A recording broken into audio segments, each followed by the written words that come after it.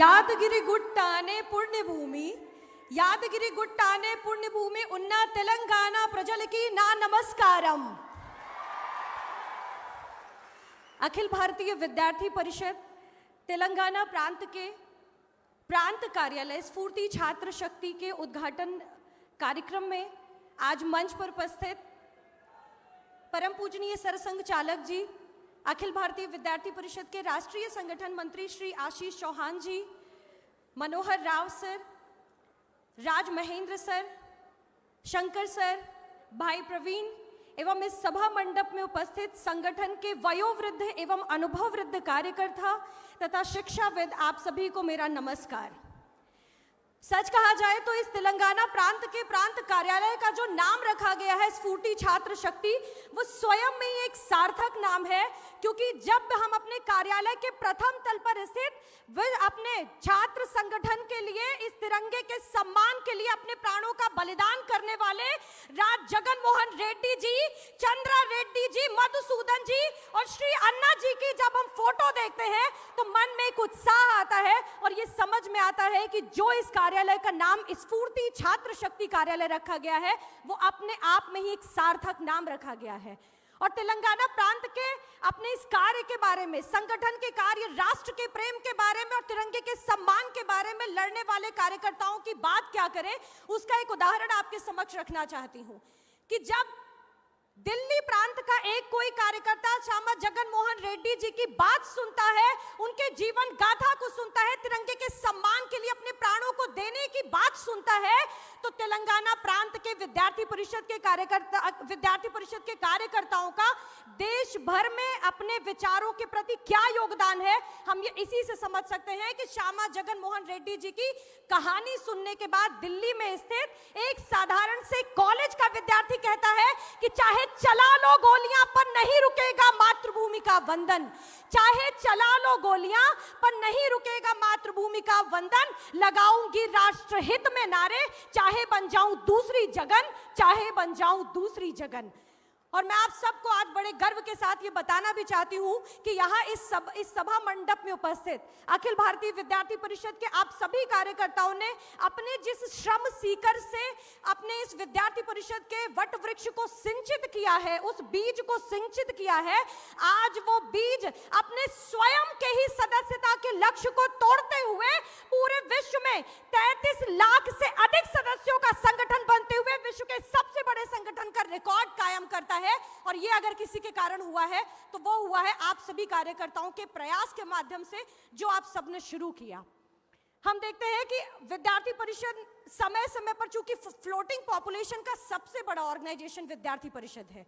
उस कारण से समय में जिस तरीके की परिस्थितियां बनती हैं उस तरीके की बातों को स्वयं में अडॉप्ट करना, अपने अंदर परिवर्तन लाना और अपने आप को युगानुकूल, समाजानुकूल, विद्यार्थियों के अनुकूल बनाते हुए विद्यार्थी परिषद कार्य करता है। और उसी कारण से आज विद्यार्थी परिषद के कार्यक्रमों का स्वरूप बदल गया है। हम इंटर्नशिप्स करते हैं, हम अनुभूति के माध्यम से बस्तियों में जाते हैं, हम पौधारोपण करने का कार्य करते हैं, विभिन्न प्रकार के कार्यक्रमों को करते हैं। कार्यक्रम के स्वरूप में भले परिवर्तन हुआ है परंतु ध्येय हमारा एक है और वो ये ध्येय है कि परिसर में पढ़ने वाले विद्यार्थी के मन में राष्ट्र के प्रति प्रेम हो, समाज के प्रति संवेदना हो, देश को आगे लेकर के जाने का भाव हो। और इसी कारण से हम कहते हैं कि जहां जहां परिषद वहां वहां राष्ट्रभक्ति। इस कारण से जिस भी परिसर में, किसी भी परिसर में यदि देश के विरुद्ध में आवाज उठती है तो उस आवाज को दबाने का नहीं, अपितु उनको समझाने का काम और संवैधानिक तरीके से उनको मार्ग दिखाने का काम विद्यार्थी परिषद अपने अलग अलग परिसरों में आज कर रही है। और इसी कारण से जब हम समर्पण के भाव की बात करते हैं तो विद्यार्थी परिषद का यह भी मानना है कि आज विद्यार्थी परिषद जो स्टूडेंट है, जो विद्यार्थी है, उसके बारे में बात करता है कि happy and meaningful student life होनी चाहिए। और वो happy and meaningful student life कैसे होगी कि विद्यार्थी सिर्फ अपने कंधे पर किताबों को रख करके सिर्फ विद्यालय नहीं जाए, महाविद्यालय नहीं जाए, अपितु समाज में व्याप्त कुरीतियों, समाज में व्याप्त विषमताओं को दूर करने का प्रयास करे। और इसके माध्यम से यदि देखें तो आज अखिल भारतीय विद्यार्थी परिषद विभिन्न प्रकार की गतिविधियों के माध्यम से उन बातों को समाप्त करने का प्रयास कर रहा है। हम जब भी कहते हैं कि सर्वे भवन्तु सुखिनः सर्वे सन्तु निरामयाः, हम कहते हैं सेवा परमो धर्मः, तो इसके माध्यम से अखिल भारतीय विद्यार्थी परिषद आज स्टूडेंट्स फॉर सेवा के माध्यम से विद्यार्थियों को संवेदना उनके भीतर जगाने के लिए ग्राउंड पर उनको भेजती है, ताकि वो समाज की पीड़ा का अनुभव कर सके और उनके निवारण के लिए आगे आ सके। जब हम कहते हैं कि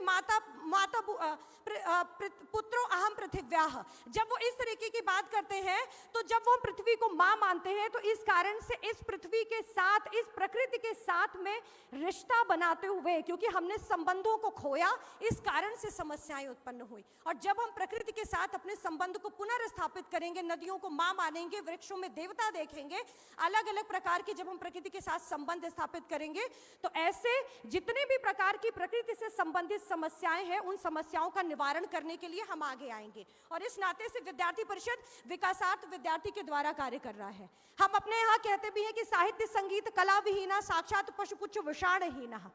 तो इस कारण से साहित्य और संगीत की क्या महत्ता है, और वो साहित्य और संगीत देश के लिए कैसे कंट्रीब्यूशन कर सके, राष्ट्र के हित में, राष्ट्र के पुनर्निर्माण में कैसे अपना योगदान कर सके, तो राष्ट्रीय कला मंच के माध्यम से कार्य करते हैं। जब हम योगा कर्मशु कौशलम कहते हैं और शरीर के स्वस्थ रहने की बात करते हैं, तो खेल भी उसके लिए आवश्यक हो जाता है। तो इस कारण से विद्यार्थी खेल की तरफ आगे बढ़ सके, उस तरफ भी विद्यार्थी परिषद ध्यान देकर के आगे बढ़ता है।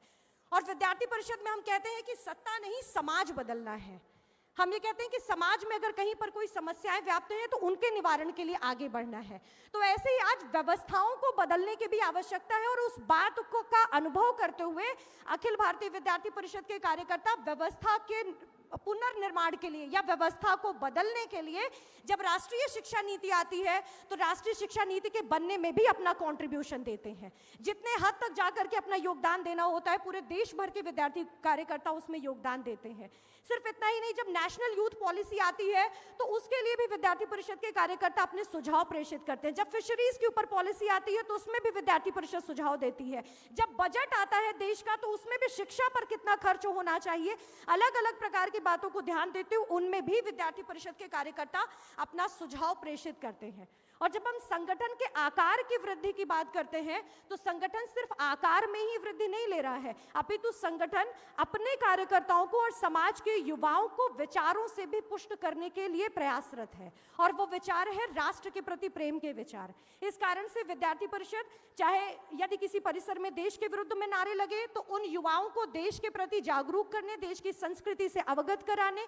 देश की सभ्यता के बारे में बताने, देश की ज्ञान परंपराओं के बारे में बताने हेतु हम किस तरीके के राष्ट्र भाव की बात करते हैं, उनसे उन्हें परिचित करवाने हेतु, वो चाहे पुस्तक लिखना हो, आर्टिकल्स लिखना हो, भाषण के माध्यम से हो, अलग अलग प्रकार से आज विचारों को भी पुष्ट करने का काम विद्यार्थी परिषद अलग अलग स्थानों पर कर रही है। और आज मुझे गर्व होता है ये कहते हुए कि हम जो कार्यक्रम विद्यार्थी परिषद के कार्यक्रम किया करते थे, आज वो कार्यक्रम विद्यार्थी परिषद के ही कार्यक्रम नहीं, विद्यार्थी परिषद के कार्यकर्ताओं का ही कार्यक्रम नहीं, बल्कि समाज के और परिसरों के सामान्य विद्यार्थियों का कार्यक्रम बन गया है। और इसका सबसे बड़ा उदाहरण है कि जब विद्यार्थी परिषद ने अपनी स्वदेश की स्वाधीनता के 75वें वर्ष पर यह लक्ष्य लिया, ये टारगेट लिया कि हम एक गांव एक तिरंगा अभियान के माध्यम से गांव-गांव जाएंगे और तिरंगा लहराएंगे, तो विद्यार्थी परिषद ने पूरे देश भर में 1,09,635 स्थानों पर ध्वजारोहण किया। और वो अभियान, वो ध्वजारोहण सिर्फ विद्यार्थी परिषद के कार्यकर्ताओं के द्वारा नहीं, अपितु